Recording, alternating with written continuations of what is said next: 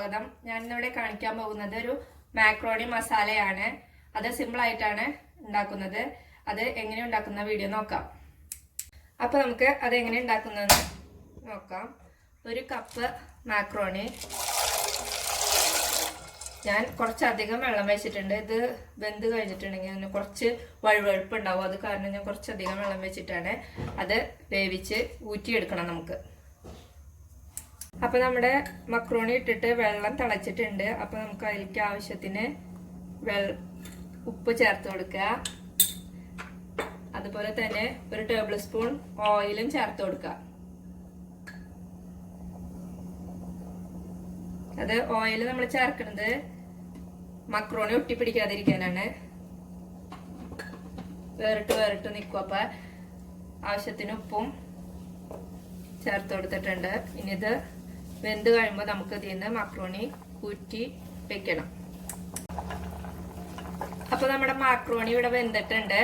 വേവുമ്പോൾ ഇത് ഇങ്ങനെ കുറച്ച് റബ്ബറിഷ് ആയിട്ടിരിക്കും, ഇങ്ങനെ ഞെങ്ങും. അപ്പൊ ഇത് നമുക്ക് വെള്ളത്തിൽ നിന്ന് ഊറ്റി മാറ്റാം. ഇത് നമ്മൾ വെളിച്ചെണ്ണയിലാണ് ഉണ്ടാക്കുന്നത്. നാടൻ സ്റ്റൈലായ കാരണം ആവശ്യത്തിന് വെളിച്ചെണ്ണ ഒഴിച്ചു കൊടുത്തിട്ടുണ്ട്. അതിലേക്ക് നമ്മൾ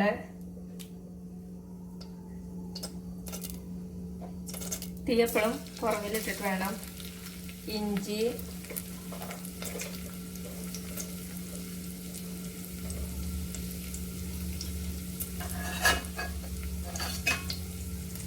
വെളുത്തുള്ളി ചതച്ചിട്ട് കൊടുക്കുക.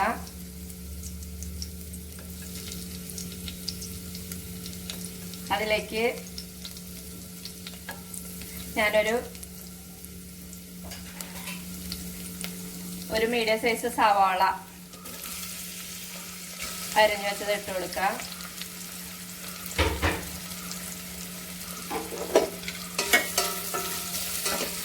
എന്നിട്ട് നന്നായിട്ട് വഴറ്റി കൊടുക്കുക.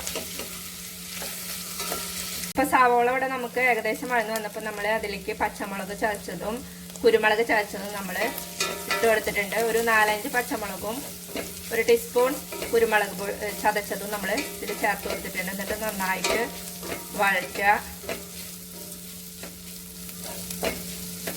സവാളയൊക്കെ നന്നായിട്ട് വഴന്നു വന്നപ്പോൾ നമ്മൾ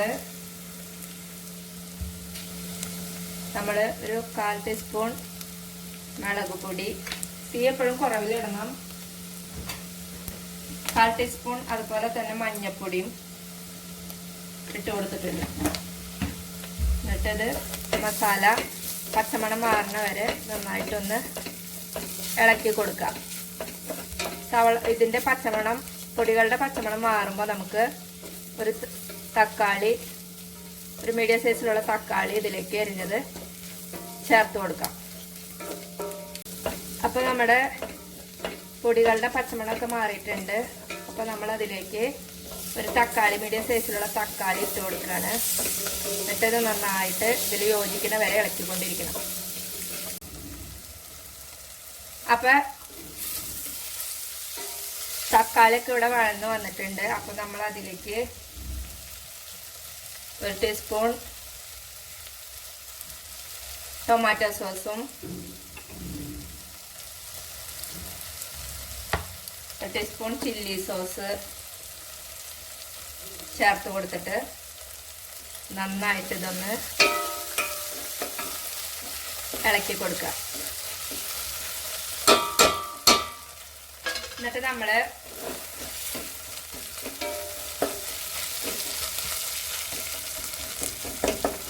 പാത്രം ശരിയല്ലാത്ത കാരണം ഇത് അടിപ്പിടിക്കാണ്ടിരിക്കാൻ നോക്കണം.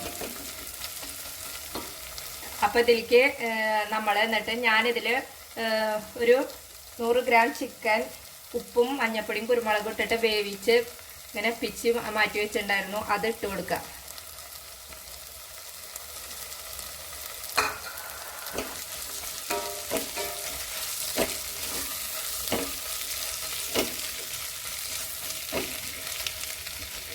മാറ്റി വെച്ചത് ഇട്ട് കൊടുത്തിട്ടുണ്ട്. അതുപോലെ തന്നെ മാക്രോണി നമ്മൾ ഊറ്റി മാറ്റി വെച്ചിരിക്കുന്നതും ഇതിലേക്ക് ഇട്ട് കൊടുക്കുക.